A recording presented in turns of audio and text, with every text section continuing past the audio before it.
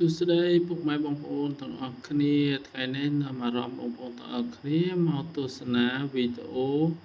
នៃការតម្លើងធ្វើតុធ្វើដោយខ្លួនឯងផ្ទាល់សម្ភារៈដែលយើងត្រូវធ្វើជាងតុយើងមានម៉ែត្រមានដែកមានបន្ទាត់មានហ្វឺតនិងមានម៉ូទ័របន្ទាប់ពីខ្ញុំបានរៀបចំសម្ភារៈនិងគ្រប់ចំនួនរួចហើយខ្ញុំក៏ចាប់ផ្ដើមគូរដែកដើម្បីកាត់យកកែងជើងតុមុំ90ការកាត់មុំ90នេះគឺកាត់ទៅតាមជំនាញរៀងៗខ្លួនបន្ទាប់ពីខ្ញុំកាត់មុំ90រួចហើយខ្ញុំចាប់ផ្ដើមយកម៉ូទ័រកាត់ដែកដើម្បីកាត់ទៅតាមគំនូសដែលខ្ញុំបានគូរមុននេះបន្តិចការកាត់ដែកនេះក៏ត្រូវតែមានការប្រុងប្រយ័ត្នខ្ពស់ដែរពីព្រោះវាអាចខ្ទាតកំទេចដែកចូលភ្នែកដូច្នេះរាល់ពេលប្រើប្រាស់ម៉ូទ័រកាត់ដែកសូមប្រើរបាំងការពារដូចជាមួកសុវត្ថិភាពឬក៏វ៉ែនតាឲ្យបានត្រឹមត្រូវម៉ូទ័រកាត់ដែកនេះឃើញថាកាត់ដូចជាមិនសូវជាស្រួលទេដោយសារតែយើងខានប្រើវាយូរមិនធ្លាប់ប្រើនេះដែលខ្ញុំកាត់បានមួយចំនួនធំហើយក៏ម៉ូទ័រវាចាប់ផ្ដើមមានបញ្ហាវាអត់ដិតភ្លើងដូច្នេះហើយខ្ញុំក៏ចាប់ផ្ដើមដោះកគួតម៉ូទ័រនឹងឆែកមើលឃើញថាមានដាច់ខ្សែភ្លើងអញ្ចឹងហើយខ្ញុំកាត់ខ្សែភ្លើងចោលប្រហែលជា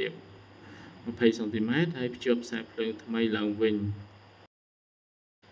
ការដែលយើងធ្វើបែបនេះគឺយើងសន្សំសំចៃថវិកានិងពេលវេលាបានច្រើនដោយសារយើងមិនចាំបាច់យកម៉ូទ័ររបស់យើងទៅរកជាងអញ្ចឹងតិចតួចមុំគឺយើងអាចធ្វើខ្លួនឯងបានដោយសារតែមានការសន្សំសំចៃខ្ពស់អញ្ចឹងហើយទើបខ្ញុំអាចសន្សំលុយនៅថ្ងៃក្រោយអាចទិញអាវថ្មីបានពាក់មួយសមរម្យនឹងគេបន្ទាប់ពីកាត់ដែកនិងធ្វើម៉ូទ័ររួចរាល់ហើយខ្ញុំចាប់ផ្ដើមលើកដែកនឹងទៅតាម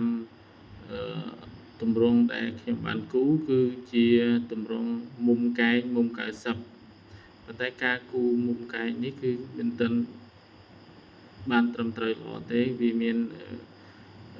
លើសខ្វះតិចតួចអញ្ចឹងហើយទាមទារឲ្យយើងមានការច្នៃប្រឌិតខ្ពស់គឺការកែតម្រូវតាមក្រោយ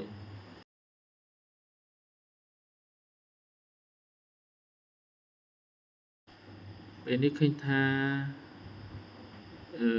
កែងរបស់យើងនេះគឺបានត្រឹមត្រូវល្អហើយខ្ញុំក៏ចាប់ផ្ដើមទៅយកប៉ុស្តិ៍ផ្សារហើយរៀបចំវាដើម្បីយើងអុជភ្ជាប់បណ្ដោះអាសន្នមួយដំណក់ការដែលយើងអុជកែងមួយដំណក់នេះយើងការពារកុំឲ្យកែងរបស់យើងនឹងវាខុសវាមានការប្រែប្រួលពីតម្រូវការរបស់យើងបន្ទាប់ពីខ្ញុំកាច់មុំកែង4ជ្រុងរួចរាល់ហើយគឺខ្ញុំចាប់ផ្ដើមធ្វើជើងក្រោមតុខ្ញុំអត់ទៅបានធ្វើខាងលើទេខ្ញុំធ្វើជើងក្រោមតុសិនអញ្ចឹងគឺខ្ញុំវាស់បែងចែករៀងចូលក្នុងបន្តិចព្រោះងាយស្រួលពេលដែលយើងដាក់កៅអីមកហើយយើងចិននៅលើដែកហ្នឹងវាស្រួលព្រោះអីតុដែកនេះគឺខ្ញុំដាក់កង់4ដើម្បីងាយស្រួលក្នុងការបម្លាស់ទីការផ្សារដែកនៅកន្លែងនេះដែរក៏ជាការផ្សារបណ្ដោះអាសន្នដែរគឺយើងអុជម្ដងមួយដំណក់សងខាងជៀសវាងការដែលយើងអុជយកជាប់តែម្ដងធ្វើឲ្យដែកនឹងវារមូលនៅថ្ងៃបន្ទាប់ទៀតខ្ញុំបានរកជាងជំនាញដើម្បីជួយផ្សារព្រោះដោយសារតែខ្ញុំផ្សារមើលទៅដូចថាវាមិនសូវជាប់ដោយសារតែការងារផ្សារដែកនេះខ្ញុំបានលះបង់ចោលជាង20ឆ្នាំហើយអញ្ចឹងទៅចាប់ផ្ដើមផ្សារមកវិញអញ្ចឹងវាអត់សូវជាប់ល្អអញ្ចឹងជៀសវាងការរលំខូចក៏ខ្ញុំបានហៅជាងជំនាញមកជួយផ្សារមួយព្រឹកបន្ទាប់មកទៀតក៏មានជាងមេជាងធំម្នាក់ទៀតនោះក៏គាត់ជាងជំនាញដែរគាត់បានមកជួយវាស់មើលកម្ពស់មើលទទឹងមើលបដោយដើម្បីឲ្យច្បាស់ថាតុនេះគឺស្អាតបន្ទាប់ពីជាងជំនាញរបស់ខ្ញុំបានខាត់នៅផ្សាររួចរាល់ហើយស្អាតហើយខ្ញុំក៏បានយកមក